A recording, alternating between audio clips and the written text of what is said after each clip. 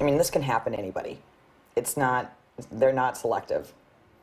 They just look for the person that is the most readily available. And if it wasn't me, it would have been somebody else that day.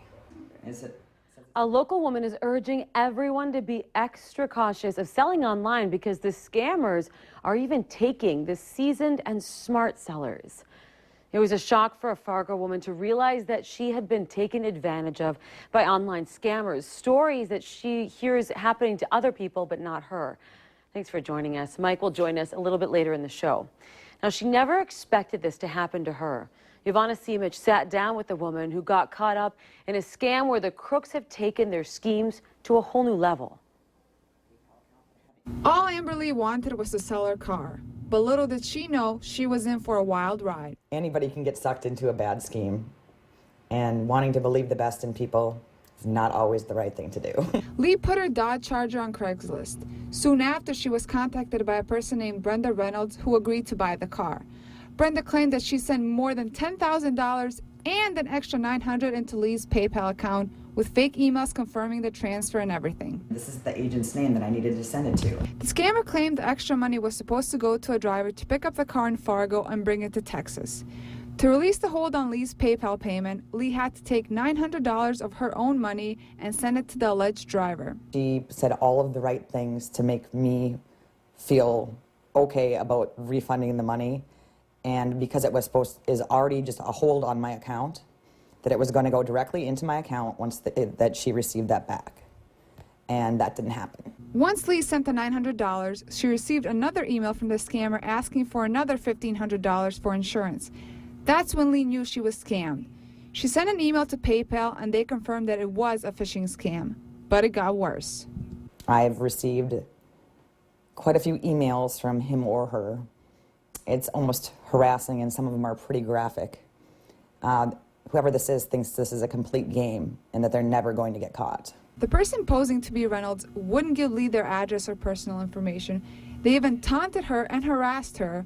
The scammer then turned the tables back on Lee. She accused me of making it a scam because I wanted her contact information before the transaction was complete. In the end, all Lee wants now is justice. Obviously, I would love to get my money back. I know that's not going to happen. I want this person caught. I want them, the taunting emails and everything that they're sending me now, they deserve to get caught. Ivana Simic, Valley News Live.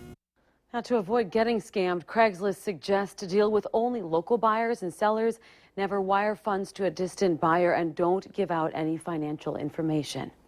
If you need help uncovering fraud and corruption in your community, call our whistleblower hotline and we'll do our best to get to the bottom of it.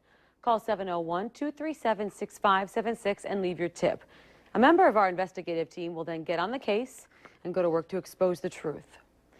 You can compare it to finding a needle in a haystack. Photos have been released of the semi-trailer believed to be the one which caused the wreck, killing Park Christian teen Zachary and Connor Qualvog last summer on I94 near Dalton, Minnesota. Valley News team's Cornelius Hawker talked with the Minnesota State Patrol, who released pictures today after the Qualvog family did some investigating of their own. We believe this is the most accurate information as far as trying to determine who or what the other semi that may have been involved was. Minnesota State Patrol had this information all along, according to Sergeant Grabo, but it took the Qualvog family not giving up even after the final crash report for these pictures to be released. My mother is from Alexandria, and when I said to her, yeah, I've got the dash cam videos and the final results of the crash by the Highway Patrol, she just clicked in her head. She says, well, Ray, let's take a look at those dash cam videos. That truck, he had to have passed them. It's dash cam video along with this camera at a way station that captured the semi-trailer Minnesota State Patrol believes caused the June 23rd wreck. We're really relying on the public to help provide that information with, photos from that video footage to, again, find something out. Ray Qualvog did a lot of the work to get the information he found on the dashcam video before turning it over to the Minnesota State Patrol. Everything just clicked from there. Then everything went into motion, and I contacted the Highway Patrol. I contacted my friends who were helping me investigate this. I went into motion. So everything started to go. And then at that point, the Highway Patrol really got super interested again. Work he had done on it, had somebody provide an enhancement as far as the video footage that we were able to provide. He had the enhancement done on this, would help us get some additional information and to try to reach out there and determine what type of semi was involved. Though it seemed like a long shot, finding a semi-trailer that could have caused the accident. But that's been done, and now everyone is waiting to see if someone will come forward with more identifying information. Maybe we don't get to the to find the driver of that semi-truck, but at least we've tried. You have to try. Cornelius Hawker, Valley News Live. The Minnesota State Patrol says if the driver is found, they just want to question him or her about that day, and they don't even say charges, if any, would be filed against that person. The woman that fell to her death at a high-rise near downtown Fargo last night has been identified as 44-year-old Wendy Melrose. Melrose was pronounced dead at the scene, and police are still trying to determine whether or not it was a suicide or not. Her apartment was locked with a deadbolt, and police don't suspect foul play.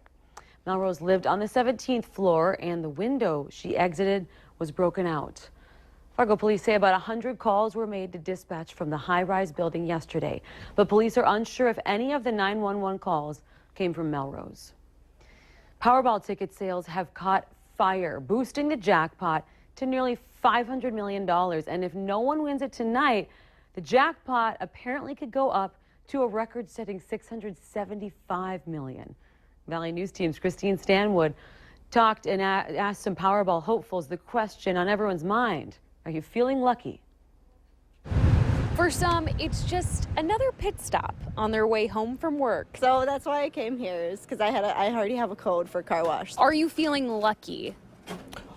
No more so than any other day. What costs just $2 at the cash register at M&H gas station in Moorhead I don't know how lucky I am, but you know, once in a while somebody wins. could end up being millions more. Sold about close to 800 tickets a day. For $2, it's easy to shoot for the stars. Some didn't want to drop too much dough for the estimated $500 million Powerball lottery. Just one. That's right. I don't want to waste too much money losing. Others were more ambitious, cashing in and buying dozens to hundreds of tickets at a time for their work pool. It's $500 million. It's really like 220 some million after they take the taxes out. We split it this many people, it's about $5 million. Let's just say I wouldn't be at work tomorrow. And some just needed a lucky charm. Can you bring some luck? I mean, by staring at it, or I'm gonna do my best. Okay. Well, how would you like me to bring luck to your Powerball ticket? whatever you think works best. Can I kiss it? If you want. All right. Is that good? If it works, I'll even give you some. You will? I will. What a lot of the customers tell me at M&H gas station in Moorhead is just to let the numbers talk to me. So I'm about to do that right now. But you can't look at what I'm doing. Hopefully I'll have some exciting results tonight or tomorrow morning. But in the meantime, reporting in Moorhead, Christine Stanwood, Valley News Live. Well, Christine, you might be a lucky winner. Here are the numbers. They are 2, 11, 47, 62, and 63. And then the Powerball is number 17.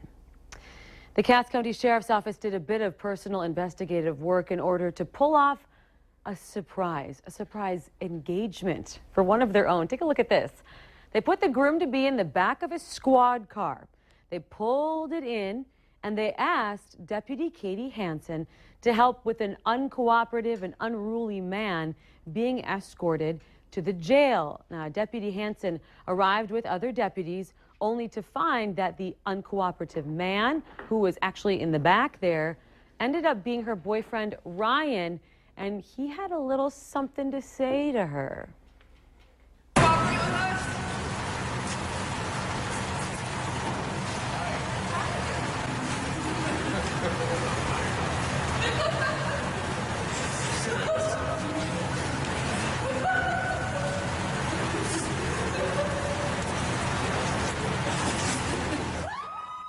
How great is that? The Cass County Sheriff's Office says they're honored that they have their extended family now. If you want to watch the full proposal, head to valleynewslive.com and then click on this story.